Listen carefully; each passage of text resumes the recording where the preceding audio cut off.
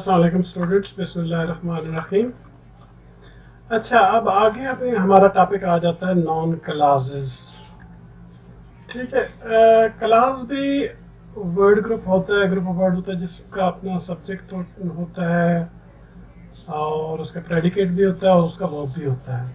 ठीक है, मैं थोड़ी सी क्लास की आपको डेफिनेशन बता दूं शॉर्ट से कि ये क्लास की जो मेन चीज़ें होती हैं सब्जेक्ट, वर्ब और प्रेडिकेट। ठीक है, अब नॉन क्लास क्या होता है? नॉन क्लास को सबऑर्डिनेट क्लास भी हम कहते हैं। नॉन क्लास को क्या कहते हैं? सबऑर्डिनेट क्लास भी कहते हैं कि ये डिपेंडेंट क्लास होता है। ठीक है, जो डिपेंड करता है दूसरे क्लास पर। ये भी मीनिंग तो देता है लेकिन फुल मीनिंग नहीं देता। लेकिन क्लास और फ्रेज में डिफरेंस ये है, क्लास ग्रुप ऑफ वर्ड्स है, कुछ सेंस बनाता है, फुल सेंस नहीं बनाता। ये भी सेंस बनाता है लेकिन अपनी सेंस बनाने के लिए दूसरे पे डिपेंड करता है। इसके अंदर सब्जेक्ट होता है, वर्ब होता है और प्रेडिकेट होता है। ठीक है, और बिल्कुल उसका वही फंक्शन है और वही जगह रखता है नाउन सेंटेंस के अंदर जो किसी नाउन या प्रोनाउन की होती है। ठीक है, एक एग्जांपल आपने ध्यान में रखनी है कि कहानी हमारी शुरू हुई थी नाउन से, फिर नाउन प्रेज आ गया, फिर नाउन क्लास आ गया। अब्बा जान नाउन, बेटा जानी नाउन प्रेज, और फिर आगे उसकी औलाद नाउन क्लास आ गई। ठीक है जी, समझ आ रही? और एक जहन में चीज रखिएगा, लाइक फादर लाइक सन, जैसा बाप वैसा बेटा, जैसा बाप वैसा बेटा। ये एग्जाम्पल ध्यान में रखेंगे तो आपको समझ आ जाएगा। वही काम जो नाउन करता है सेंटेंस के अंदर, वही नाउन प्रेज का भी फंक्शन। वही काम जो नाउन करता है वही नाउन क्लास का भी फंक्शन है सेंटेंस के अंदर। आगे जब हम स्टडी करेंगे तो पता चल जाएगा।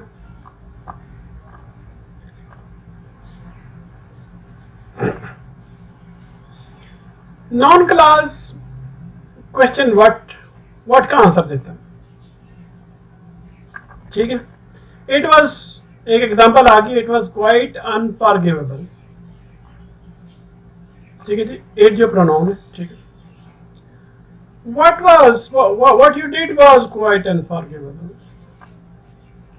अब ये नाउन क्लास है।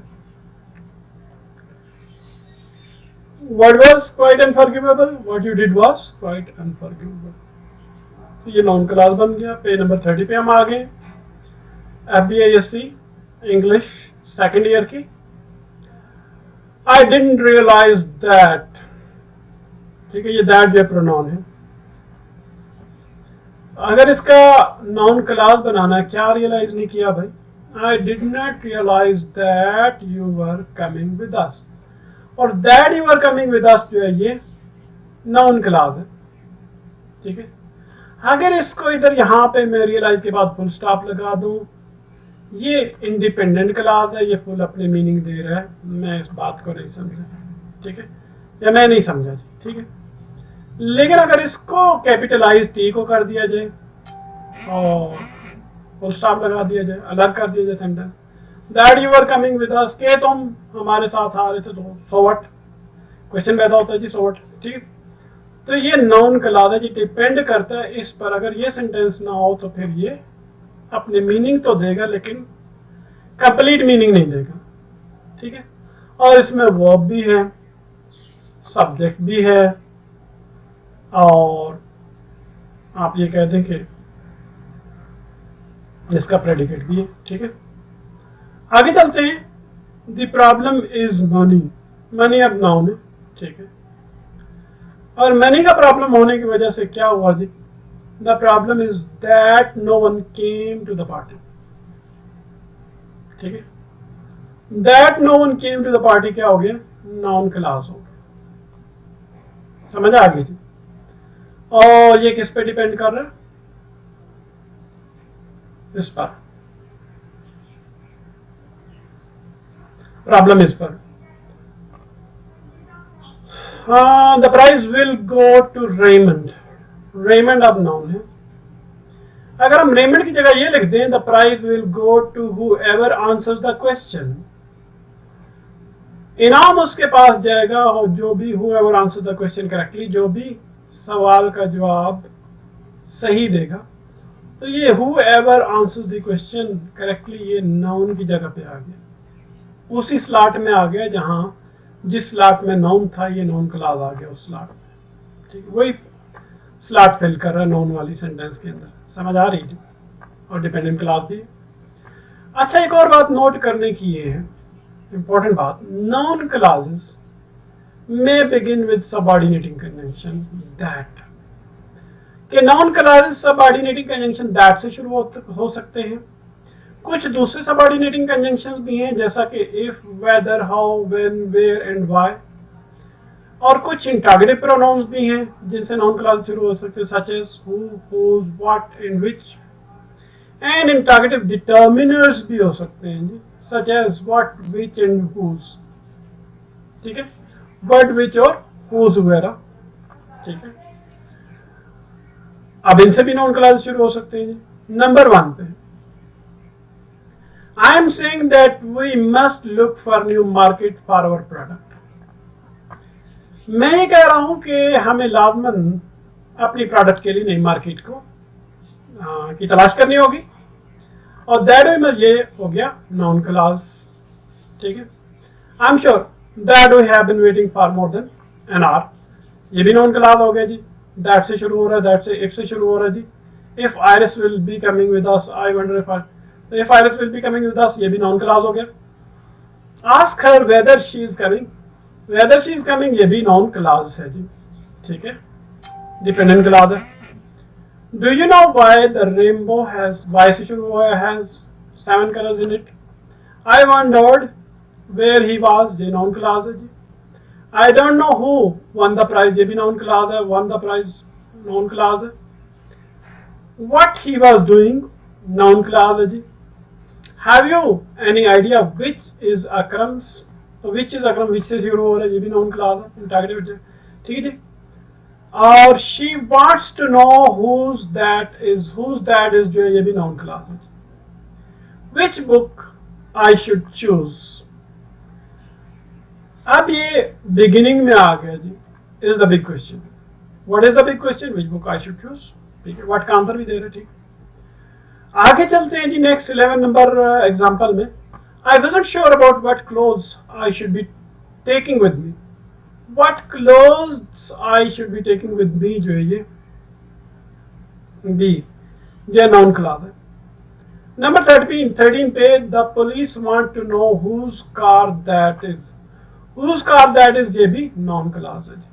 Noun clauses also include nominal relative clauses, और नाउन क्लॉजेस के अंदर नॉमिनल रिलेटिव क्लॉजेस भी शामिल होते हैं। अब ये कौन से होते हैं कि nominal relative clauses which are formed with pronouns जी। कहता है जी कि नॉमिनल रिलेटिव क्लॉजेस जो हैं वो प्रोनाउंस से बनते हैं और डिटर्मिनर से बनते हैं। और ये क्या क्या होते हैं जी, डिटर्मिनर्स और pronouns, whatever, whatever, whichever and whoever. आप देखते हैं जी, अब उसमें ये क्या नॉमिनल रिलेटिव क्लॉजेस, और नॉमिनल रिलेटिव क्लॉजेस इनसे शुरू होते हैं। ठीक है, इन वर्ड से शुरू होते हैं। The police, the prices, what is most important, what is most important जो है ये नॉमिनल रिलेटिव क्लॉज भी इसको कह सकते हैं, ये या नाउन क्लॉज भी कह सकते हैं। ठीक है, क्योंकि वर्ड से शुरू हो रहा है। The thing that is most important. ठीक है, ये कहने का मतलब है कि जो चीज बहुत ज्यादा इंपॉर्टेंट है। नंबर 2 पे कहता है जी कि according to what she said, कि जो कुछ उसने कहा उसके मुताबिक। व्हाट शी सेड ये noun clause. A lot of people are going to lose their jobs, बहुत सारे लोग अपनी जॉब से महरूम होने वाले हैं। नंबर 3 पे she can do whatever she likes, whatever she likes जो है ये नाउन क्लॉज है। नंबर 5 पे take whatever books you need, whatever books you need जो है ये नाउन क्लॉज है। नॉमिनल वही रिलेटिव क्लॉजेस, ठीक है जी, वही प्रोनाउंस और डिटर्मिनर्स जैसे what, whatever, whichever, इनसे मिलके बन रहे हैं जी। Whichever ones you want, ये जितने भी रेड कलर के हैं ये सारे ही whoever answers the question correctly, whoever answers the question correctly, ये सारे के सारे नाउन क्लॉजेस हैं, ठीक है। तो नॉमिनल रिलेटिव क्लॉजेस भी इंक्लूड हो सकते हैं, ठीक है, नाउन क्लॉजेस में। इन सब को हम नॉमिनल रिलेटिव क्लॉजेस इस वजह से कहेंगे कि ये what, whatever, which ever और हु एवर से शुरू हो रहे हैं, ठीक है जी। इसको तो ये नाउन क्लॉजेस के अंदर आप ये कहते हैं कि नॉमिनल रिलेटिव क्लॉजेस भी आ जाते हैं, ठीक है। ये ना एग्जामिनर आपसे कहे जी हाँ जी नॉमिनल रिलेटिव क्लॉज है जी, नाउन क्लॉज है जी, क्या है जी, और डिफरेंट आपसे क्वेश्चन पूछ सकता है, ठीक है। आप घबराई जाए भी, इतना हैवी किस्म का जो है वो नॉमिनल रिलेटिव क्लॉजेस बोला, क्या चीज आ गई, ठीक है, परेशान होने की जरूरत नहीं, ठीक है। वो नाउन क्लॉज को हाइड कर लेगा, कहेगा जी नॉमिनल रिलेटिव क्लॉज को जो है वो आप अंडरलाइन करें जी। इसमें आपके ये पता नहीं किस चिड़िया का नाम है, हमने पढ़ा ही नहीं इसके बारे में, लेकिन अभी मैं आपको बता रहा हूं कि एग्जामिनर आपको इस हवाले से डॉज कर सकता है, ठीक है। Functions of the noun clauses, noun clauses के फंक्शंस क्या हो सकते हैं, पेज नंबर 31 पे आ जाए।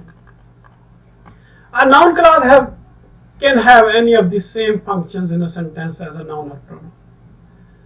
वही फंक्शन जो नाउन का या प्रोनाउन का होता है वही नाउन क्लॉज का हो सकता है, और it can for example be the subject of the sentence, ये सेंटेंस का सब्जेक्ट भी हो सकता है। That I forgot your birthday was quite unforgivable, कि मैं तुम्हारी बर्थडे भूल गया जी, और that I forgot your birthday जो है ये नाउन क्लॉज है। What you did noun clause है जी, ठीक है जी। और व्हाट आई हैड डन और द इनडायरेक्ट स्पीच, ठीक है, ये भी नाउन क्लॉज है। I'll give whoever answered the question correctly a prize. अब whoever answered the question correctly a prize जो ये भी आपका बन जाता है नाउन क्लॉज, ठीक है। तो सेंटेंस का ये सब्जेक्ट भी बन रहा है जी, ठीक है। The worry is that no one might turn up at all. That no one might turn up at all ये नाउन क्लॉज है जी, ठीक है। और the problem is who we should invite, हमें किसको इनवाइट करना चाहिए, तो वो किसको इनवाइट करना चाहिए जी हमें, तो ये भी नाउन क्लॉज है जी, ठीक है। अगर अच्छा जी, इसके बाद आगे चलते हैं जी, आगे द कंप्लीमेंट ऑफ प्रेपोजिशन, जहां ये प्रेपोजिशन का कंप्लीमेंट भी हो सकता है, ठीक है। दैट कंप्लीट्स द प्रेपोजिशन, जो प्रेपोजिशन को कंप्लीट करता है जी, ठीक है। ये नाउन क्लॉज किसी प्रेपोजिशन का कंप्लीमेंट भी हो सकता है, जैसे the memory will go to, अब ये टू जो ये प्रेपोजिशन है, ठीक है। मैं इसको जरा बोल्ड कर देता हूँ, मैं इसको इटैलिक्स कर देते हैं, इटैलिक्स कर देते हैं। अब ये टू जो इसको कंप्लीट कौन कर, आई विल गो टू, अगर गो टू कह दूं मैं जाऊंगा की तरफ, तो ये कंप्लीट नहीं हो रहा जब तक प्रेपोजिशन कंप्लीट नहीं हो रही, तो जब तक आगे which ever charity you choose, जो भी वो चैरिटी आप चूज करेंगे उसकी तरफ मैं जाऊंगा, ठीक है जी।